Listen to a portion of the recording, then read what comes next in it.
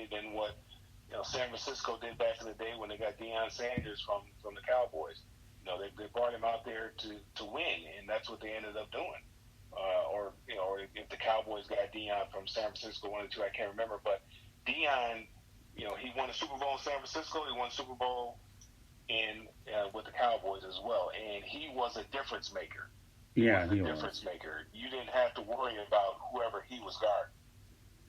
Yeah, well, I mean, was it Charles Haley, I think, was another guy. Doesn't get the attention that Deion Sanders did, but he had a pretty good career in his own right, didn't he?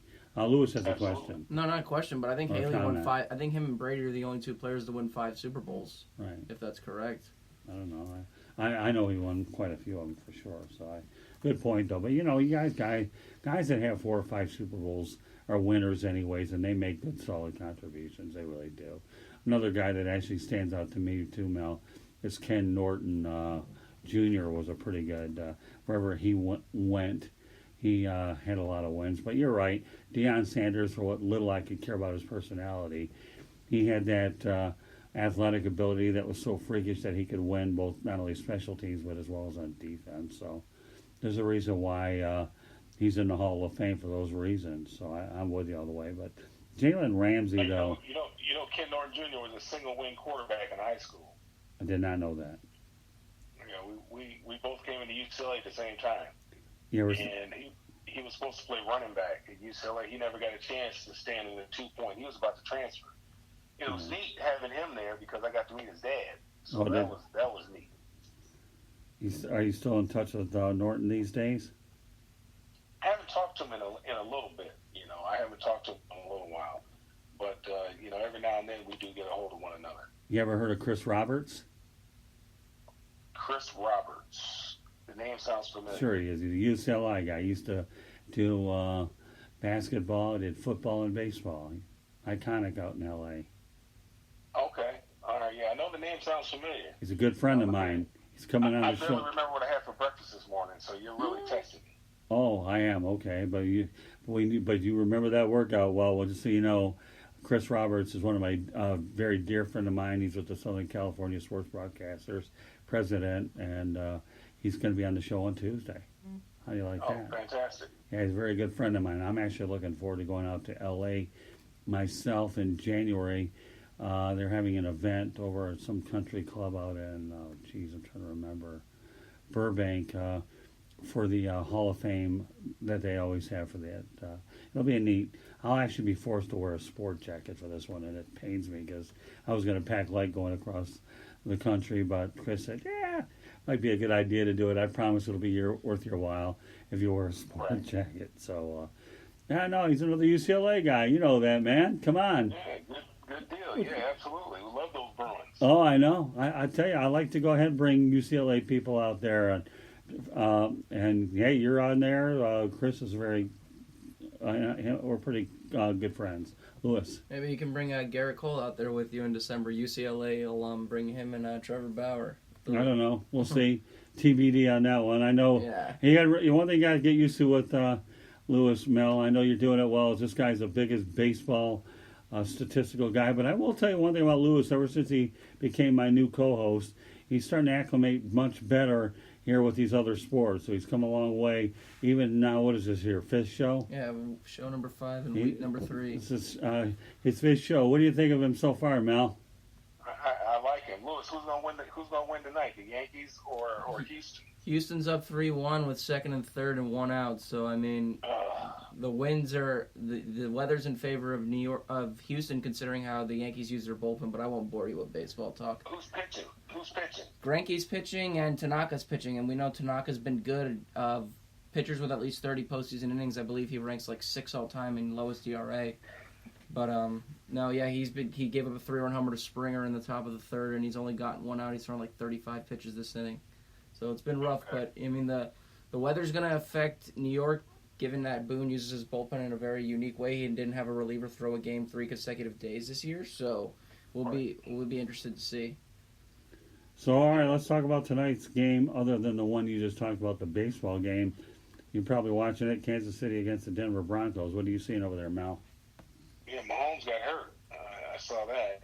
He got hurt. He went to the locker room. I don't know how serious the injury it is. It looks like a leg injury. I didn't see it. We were talking. Right, that's okay. I just saw him laying on the field and walking off. But right now, it's going the way that I thought it would.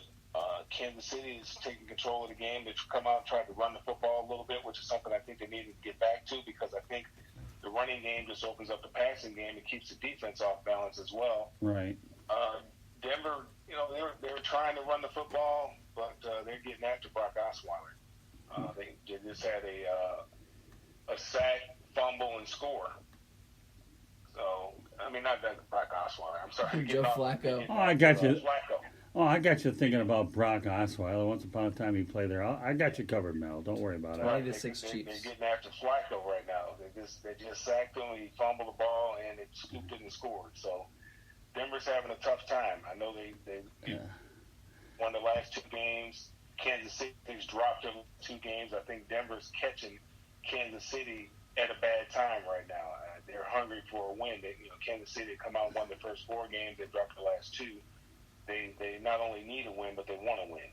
And Broncos, they get a win, they get themselves right back in the conversation at 3 and 4. So this is a big game for both these teams. Yeah, I think because it's a divisional game. Yeah, I think that division is a lot more wide open than most of us want to think, Mel. I really do. And I mentioned this too. I think it was Anthony Wood or Ryan Skolroot, or probably both earlier, that LaShawn McCoy needs to be a much bigger factor in that offense. He really does. You can't be so one-dimensional in this league where you actually, you're too predictable. You are. You just can't do it. And LaShawn McCoy's capable of putting up big numbers if he has to. Give him the darn football, because if you have a bad defense, a good running game can hide some of those deficiencies. Absolutely. It looked like Patrick Mahomes hurt his knee on a quarterback sneak. Oh, did he really? Oh, wow. And they got Matt Moore in now, former Miami Dolphins backup. He's playing right now. 20-6. They may get bailed out this week, given they have such an early lead. But well, I don't know. Not a good night for Kansas City, and I thought when the Lions played them, that was a winnable game as well. But they couldn't make that one last defensive stand. And then, of course, Indianapolis figured them out. So, again, there's a team that was so close to going ahead and getting to the Super Bowl. Their defense abandoned them, and as a result, you see the domino effect that's taking place. So you got to be committed to running the football. I mean, they're not very good. They're not very stout against the run, and you got to be committed to running the football against them. Let's talk about the Detroit Lions for a second, Mel. How do they bounce back well against the Minnesota Vikings on Sunday? That's going to be a tough game for them. We were just talking about that division. I was talking to a friend of mine. Right. How nice it is to see that division with the kind of parity that there is right now, where any team can win. They got a tough game against Minnesota, and I do think they can bounce back and win. They've got to figure out what's going on in the red zone, though. I mean, they've got to be able to score touchdowns and not kick field goals, because offensively they were moving the ball. I mean, they came out with the flea flicker on the first play and threw it way down the field. The second drive, Matt Stafford threw another one down the field. So they were able to move the ball. Their problems were once they got inside the red zone, they couldn't do anything. And I think the big thing in the red zone is you got to be able to run the football. Right. You got to be committed to running the football when you get down there in the red zone, because all that's going to do is open up other things for you. So they can't be so pass happy once they get down there in the red zone. They got to continue to do the same things that they've been trying to do, which is trying to run the football. You got to run the football. Yeah. I think in this league, the only thing that bothers me about the league these days is so many teams have forgotten what it's like to run the football, but with it being a pass-happy league, I mean, it's just ridiculous. I mean, I think Garrett Blount was a good red zone option for him a year ago, but I think he's just a little too old and beat up. Mm-hmm. That's what he was. But, he's one of the better ones that used to run the football deep into the red zone. Lewis? We saw the issues in the red zone with the Packers a couple of weeks ago against the Eagles, when Rodgers, who was really trying to establish Jimmy Graham in that offensive scheme, went to him like 6 of those targets, and he wound up getting picked off, and they lost a very close game. When they had Aaron Jones, who had burst out next week and the ensuing week. So yeah, really, it may become a little bit predictable, but you do need to really establish the run, especially in the red zone. And we saw Blunt do that in New England too. So Well, did it in Philadelphia, New England, did it everywhere. he did in Detroit too. So yeah, I mean, it's practical, but it works. You know, if you're at the 1 yard line, go run it. It's not sexy, but it gets the job done. Yeah, absolutely. And if you look at LeGarrette Blount's numbers, he wasn't averaging many yards per carry, but I mean the touchdowns were high because he was being used in situations like Belichick had done, and he had done with Patricia in Detroit, where he was going to succeed. And that's really all you can ask for. As long as you succeed, as long as you have that W hanging over you at the end of the day, and that's gonna feed into it when you can run the ball in the red zone, as I'm sure all three of us can agree upon, you're gonna win a lot of games. Right, and not only that, he had Doug Peterson as well. We've got about another 30 seconds to go, Mel. Any final thoughts before we bring on next Thursday? Well, just like I said, I talked to you earlier today, man. I just hope, send my best wishes out to Peter. Okay. Hope he gets well soon and gets back in the fold.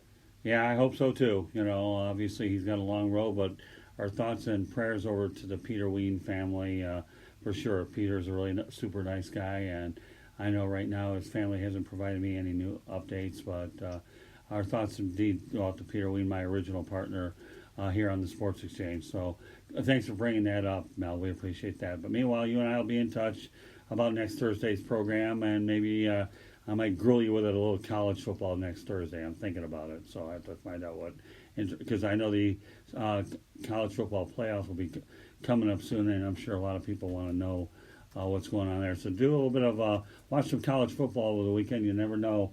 I might be grilling you on that next. We got to keep you on your feet, right, buddy? Absolutely. I know you like to talk about it. So, with that said, okay, you have yourself a good weekend, and you and I will definitely be in touch. All right, Mel? All right, take care, guys. All right, thanks for being on the show, Mel. Appreciate you. Thank you. Good night. Bye-bye. Bye. All right, so talk to me a little bit about, what is that score now? Is it 20 to 6? 20 to 6, and favoring just a report. The Chiefs are ahead. A report just came out via NFL.com and Bleacher Report that Mahomes is going to be out for the remainder of the game, so they're going to have to go with Matt Moore. And you know what? In the scheme of backup quarterbacks, Matt Moore, who has had experience as a starter for the Dolphins, he's really not the worst option you can go to. I mean, say worst case scenario, Mahomes isn't ready next week.